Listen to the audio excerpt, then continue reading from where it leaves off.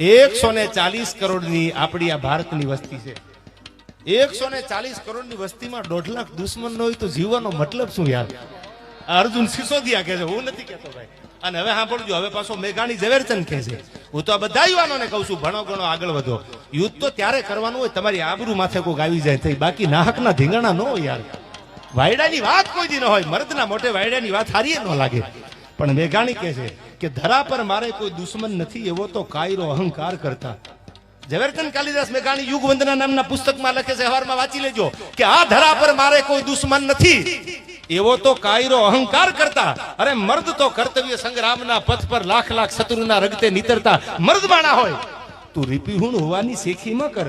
રીપુ એટલે દુશ્મન. કોઈ દુનિયાનો માણસ એમ કહેતો મારે દુશ્મન નથી તો એ દાવો ખોટો છે. જે સત્યના માર્ગે હાલે, કોઈના બાપને નાહકની સલામ ન કરે, એને એક નહીં હજારો દુશ્મન ઉભા થઈ જાય નમાવા માટે.